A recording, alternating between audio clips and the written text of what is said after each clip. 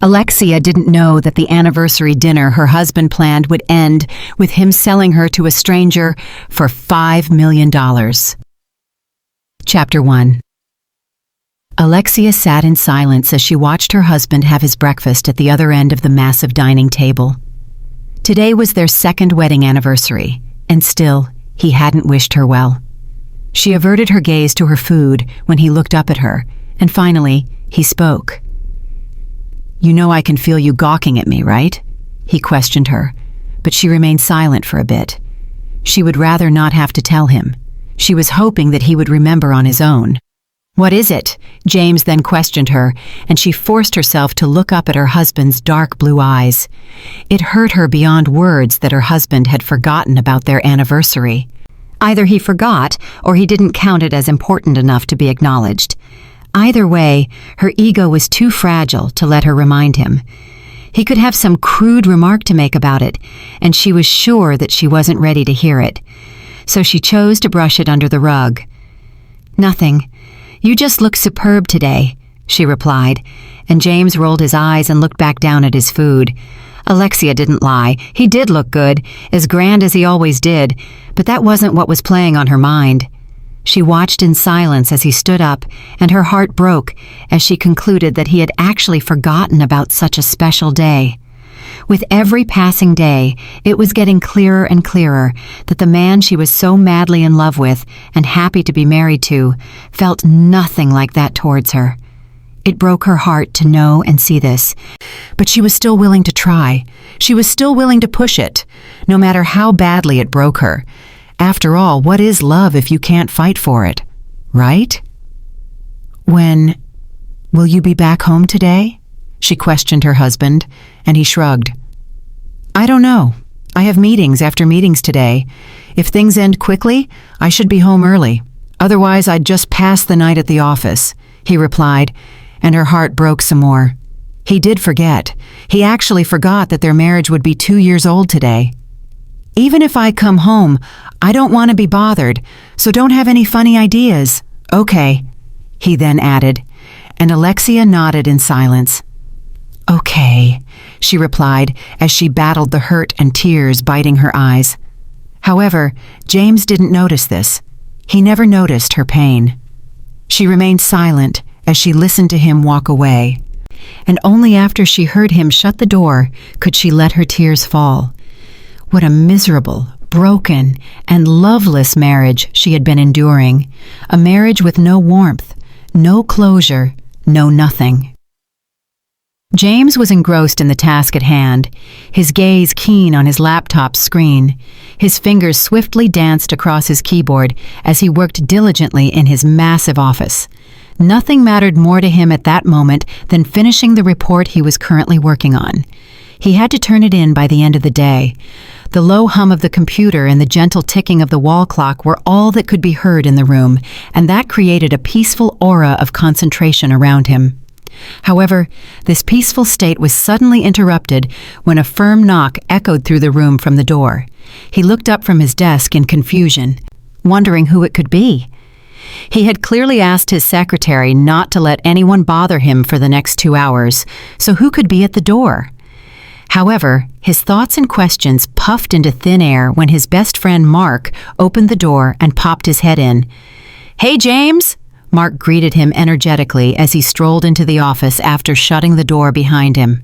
He had a mischievous grin playing on his lips, and James knew why that grin was there. "Your secretary tried to stop me from coming up here, but we both know she doesn't have that kind of power," he spoke as he walked over to one of the empty chairs in front of James and took a seat. And James took a deep breath as he massaged the bridge of his nose.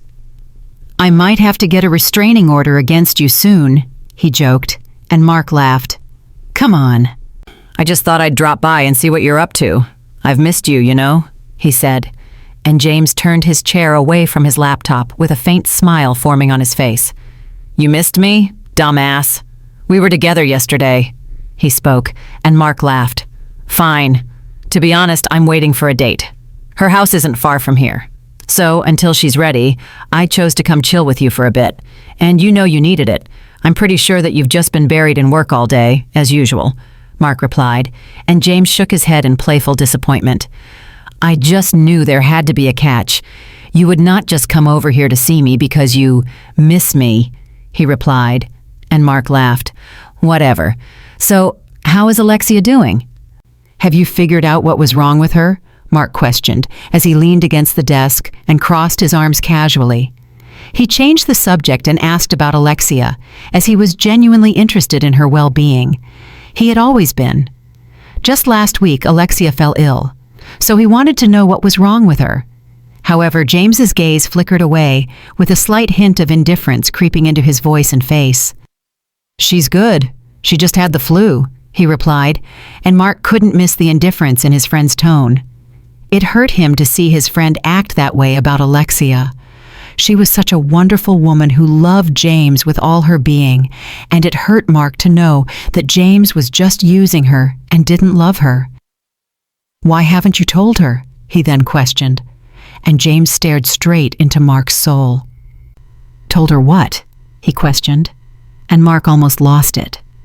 What do you mean, what? You have both been married for so long now. When are you going to tell her that we're actually werewolves, that your whole family is? He questioned, and James laughed dryly. Have you lost your mind, Mark? How exactly do you want me to tell her that? And does it look like I'm ready to tell her something so personal? I'm not telling Alexia anything about the pack. I don't owe her anything. She's just a human I'm being forced to be with, he replied, and Mark fell silent. He knew that was a lie. A big one. He knew his friend was a gold digger who was feeding off Alexia, so he did owe a lot to Alexia, but he knew better than to mention it, so he stayed quiet. He could sense the lack of interest in James's response, and he wanted to know why. Why was he so irritated? He wanted to know why James still couldn't grow to love a woman as genuine as Alexia. He tilted his head and then asked, James, I've been meaning to ask you, what is up with you and Alexia? Why is it that you always seem so distant and cold when it comes to her? He finally asked, and James scoffed. What the hell, man? You're going to act as if you don't know? How many times will we have this conversation? I never loved Alexia. I never wanted to marry her. I was in love with Sophie, but my family forced me to marry Alexia because she was rich and because she was my mate. Not only that, but I never got over Sophie, and you know that, he replied, and Mark fell silent. You know Sophie doesn't match up with Alexia, he then began, but James cut him off. Don't even dare, Mark. Don't go there. Don't get me pissed, he warned, and Mark stopped immediately. My bad, he apologized immediately, and James glared at him in silence for a bit before turning back to his laptop. Since you don't love Alexia but still need her, he began, and James cut him off again. I don't need her, Mark. I'm just keeping her around because of my family, he interrupted, and Mark raised a brow. Now this one was a lie that he could not stomach. Yeah, right. Whatever floats your boat, he replied, and James caught the sarcasm loud and clear. As I was saying, because it's important to still have Alexia around, you do know that you need to keep her happy to some extent, he continued, and James gave him a look. Yeah? Where are you going with this? He replied, and Mark nodded. I simply want to ask you about the plans you have made for your anniversary today. You can't tell me you don't have any special plans. I mean, this is your second one, right? He questioned, and James's heart skipped a beat while his face paled. His jaw dropped as the realization hit him like a sudden gust of wind. His mind raced to catch up with the calendar, and when his brain confirmed it, his eyes almost popped. How could he have forgotten their anniversary? A mix of shock and panic flashed across James's face as he stammered, Anniversary? Oh, I completely forgot. And Mark pinched the bridge of his nose in disappointment. Really? Dude, women are like rubber bands. They can only take so much until they snap. Dude, this is going to mean a lot to her. Don't give her more reasons for wanting to leave you, he spoke. And James's throat dried up at the thought of Alexia leaving him. What do I do now? He questioned, and Mark looked at him in astonishment. What do you do? Buddy, you'd better come up with something quickly. You don't want to end up in the doghouse. You need to plan something for her for when you get home, he replied, and James's mind scrambled to gather his thoughts as he realized the magnitude of his oversight. "Thanks for reminding me, Mark," he finally replied, with his voice tinged with a mix of relief and determination. He wasn't scared of Alexia, but he needed to keep her around, and that meant doing silly and petty things like that. "I have to get my act together. I can't afford to give her reasons for leaving me. My family will disown me." He spoke with worry, and Mark nodded. "That's precisely what I thought," he spoke, and then his phone chimed. "Oh, look, my date is ready. Let me know what you come up with," he spoke as he stood up and tapped James on the shoulder while offering a reassuring smile, and James smiled back. "I'll let you know how the date goes," he added, and James laughed a bit. "You don't have a choice," he replied, and Mark laughed some more as he began to walk away. As Mark left the office, James sat there with his mind spinning with ideas to salvage his anniversary blunder. He knew time was of the essence, and he was determined to make do with the little time he had left. After all, it couldn't be that hard. Alexia wasn't like most women. She was very easygoing and easy to please. Flowers alone could do the trick, but not when it was so obvious that he forgot about their anniversary. Flowers wouldn't do the trick now. He had to come up with something good, maybe a surprise. He may not love the woman, but she was the one sponsoring his lavish lifestyle. So yes, he did need her, and he had to please her. Chapter 2. Sitting quietly on the swing in the garden, Alexia released another deep sigh. It was already 6 p.m., and James had not called or messaged once. She knew that a part of her had always known that he didn't love her as much as she loved him, but it hurt for him to do this. How could he forget a day so special? It was their second wedding anniversary. They were meant to be celebrating this special day. But now she was cursed to think about why and how her husband forgot something so important. Oh, if her family ever got a whiff of this, they would mock her until the end of time. They never wanted her to marry James. They called him all sorts of names and said that he wasn't fit for her. Her older brother Matthew called him a gold digger, her father called him a misfit, her mom called him and his family peasants, and her little sister called him a stain to the family name. They all disliked James and never wanted her to be with him. They didn't care that she had been in love with and had always wanted James from the very moment she set her eyes on him. She was and still was madly in love with the blue-eyed, blonde-haired man. He was her whole heart, her life, and her being. But sadly, she didn't seem to mean that much to him. When James proposed to her, she was over the moon. It felt like all the stars aligned for her, and that they were meant to be. However, the idea disgusted her family. They hated the mere thought of James and her being together. In fact, they hated it so much that they set an ultimatum. She would cut off her family completely if she accepted James's proposal. They asked her to choose between James and her family, and she chose James. And now she was beginning to have reasons to question that decision. James had never looked at her with love in his eyes. He acted like he was forced to marry her, and like he wasn't the one who came to her house to propose to her. She wondered why he treated her so badly. She had given up everything for him, to please him and love him better. She didn't even have any friends. And yet, he didn't seem to return the same energy that she gave him. It hurt, It hurt a lot. It hurt so bad that sometimes she wished the pain were physical so that she could get a doctor to help her with it. But then again, these were just trials of love, weren't they? If her love and strength were solid enough, they should be strong enough to hold this relationship. She just needed to trust the vows she made with him on their wedding day and trust time. He'd come around. He definitely would. He loved her. She knew he did. Good things happen to good people, and she had been good to him for all the time she had known him. James would come around. She wiped a teardrop that slid down her face, and when she opened her eyes, she looked up at the darkening sky. The sun was going down, and her husband still hadn't reached out to her. She drew another deep breath for the umpteenth time as she tried to get her mind off these heavy thoughts and focus on the feeling of the tender grass of the field playing under her bare feet and between her toes. "Madam," Claire's voice suddenly called, and Alexia turned to the door where she was standing to look at her. Claire was their cook and housekeeper. The young girl was still in her apron, and her brown hair was in a messy bun as usual. "What is it, Claire?" Alexia questioned her, and Claire bowed her head. It was unclear to Alexia why she did that. She had told her time and time again to be relaxed around her and not to be too formal, but she never listened.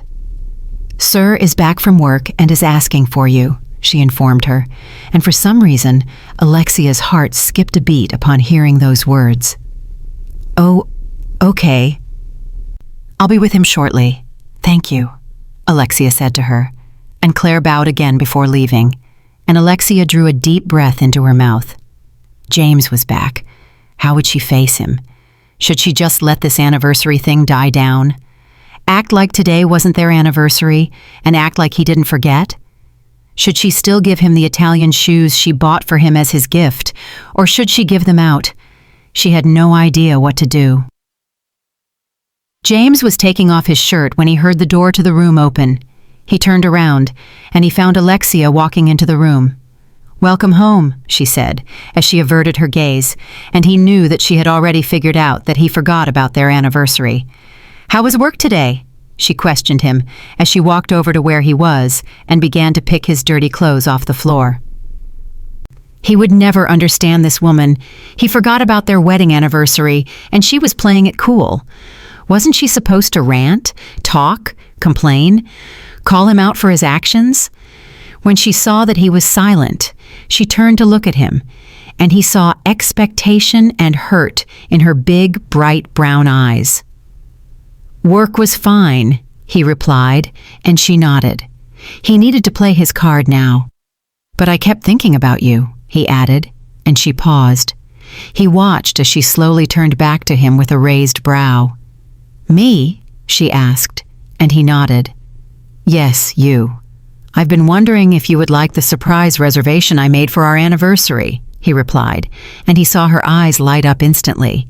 You planned a surprise?" she questioned, and he forced a smile. "Goodness, I thought you forgot," she exclaimed, and he resisted the urge to roll his eyes. Such a naive woman. "How would I forget such a special day? I was saving you a surprise," he replied, and he watched her cheeks, face, and eyes burn with so much happiness. "Oh, James," she cooed, and when she looked away for a second, his smile dropped, and he almost gagged.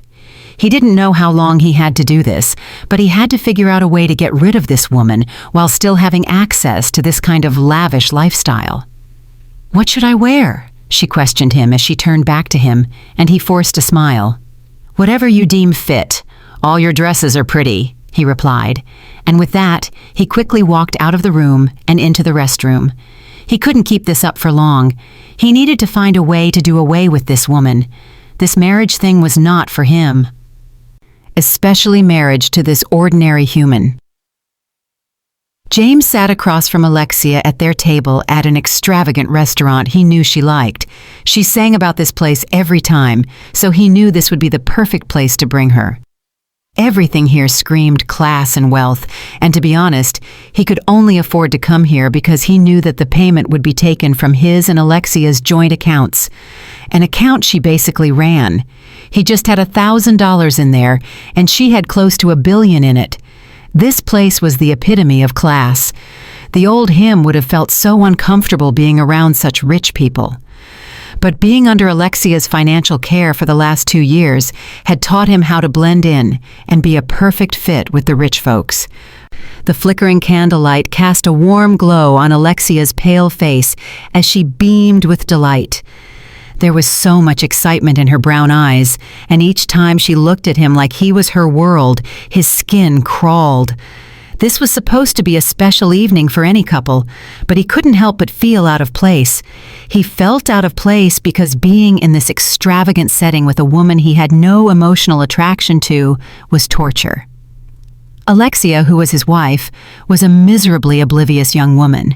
She was so naive and silly that it irritated him. She acted like a child and was fully dependent on him and his attention. Yes, she had a job and she made money, but she had found a way to weave her whole world around him. She always wanted him there with her, and to have a say in her life. What she'd eat, what she'd wear, where she'd go, and sometimes she even told him how she planned to go anywhere. It was torture. He didn't know how to tell her that he didn't give a hoot about what she did with her life and how she spent her day. He honestly wouldn't even mind them living as simple flatmates who just bore the title of husband and wife and had occasional sex. Nothing more and nothing less. All his life, a few years ago, he had hoped for a beautiful married life with Sophie. She was his everything. Sure, she had her flaws, but she was stunning, and she was the beta's daughter. She shared his perspective and was the most sought-after female in the entire pack. But now, he was stuck with this naive woman who seemed content to rely on others.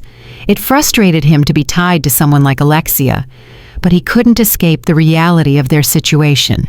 His family benefited greatly from her wealth, and if he were to ever try to leave, they would undoubtedly make his life miserable. So he had no choice but to remain trapped in a loveless marriage with this goody-two-shoes wife of his while pretending that everything was fine. He glanced over at Alexia, who was over the moon about the fact that he brought her here, and he rolled his eyes. He hoped that a part of her brain knew that this gesture was just to fulfill all righteousness and wasn't an act or push to bring them closer to each other. He watched as her eyes scanned through the extravagant menu while completely absorbed in her excitement, and a sigh escaped him. A sigh that was a subtle expression of his discontentment with his fate. He yearned for a deeper connection and stimulating conversations that would ignite his mind with the wildest woman he knew. But here he was, forced to play the role of a dutiful husband to a mellow, boring, and naive woman. "What do you think we should get, James?" she finally asked, and he forced a smile on his face. "I think you should choose what we should order, Alexia. I trust your judgment," he said, attempting to sound supportive, and he watched more light flood her big brown eyes. "Definitely," she said, and as she raised her hand to signal for a waiter, he rolled his eyes. As she engaged in conversation with the waiter, his mind drifted to a different world. He went back to the times he shared with Sophie. Wild, beautifully chaotic times. Nights when they'd run into the woods in their wolf form while hiding from humans. And after hours of letting their wolves free, they'd let lust dictate the rest of the night too. A smile split his face as he remembered the good old days, but the smile soon vanished as he recalled his current reality. Him, a powerful wolf. He was stuck with a boring human wife who didn't even know the truth about his identity or why he even proposed to her. He couldn't wait to be with his friend. He should be able to amass all the money he could and then do away with this foolish woman. But for now, he would continue to sit beside her and continue to play his part till the day this drama ended. He concealed his irritation as he observed her laugh and chat with the waiter. She was seemingly oblivious to his discomfort, and that was nothing new.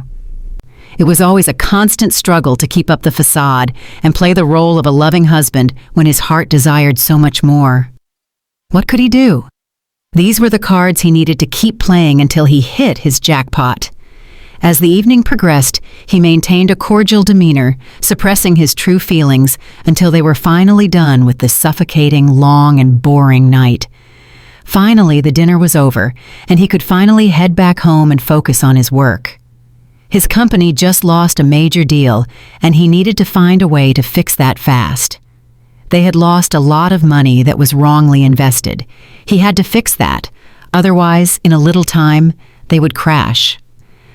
Alexia and James were walking in the car park, down to their car, when a strong, masculine voice stopped them from behind. "Excuse me," he spoke. James turned around to find a considerable man who looked like he had been taking a bath of money, living in it, and even fed on money. "Yeah?" James was quick to speak when he saw him staring at Alexia, and the man turned to him. "Pardon, can I have a word with her?" he said. And James looked at Alexia, but the expression on her face clearly showed that she didn't know him. "She's with me. If you want to speak to anyone, you speak with me," James replied, and the man gave him a look. "All right," he said, and James turned to Alexia. "Wait for me in the car. he ordered, and she nodded and walked off to their car, where their driver was already waiting. "Sorry to bother you, but who is that woman to you?" the man asked. And from the way he was watching Alexia, James could fully understand what he wanted. Just then, James spotted Paul Newman's Cosmograph Daytona Rolex wristwatch on his wrist, and his eyes nearly popped. Last time he checked, the wristwatch cost about $17,752,500. He looked back up at the man, and he could see nothing but lust in his eyes as he watched Alexia walk away. And James chose to pick his answer wisely. "She's my sister. You can't have her, but she is costly. Can you pay any amount to get her?" James instantly replied, and the man turned back to look at him.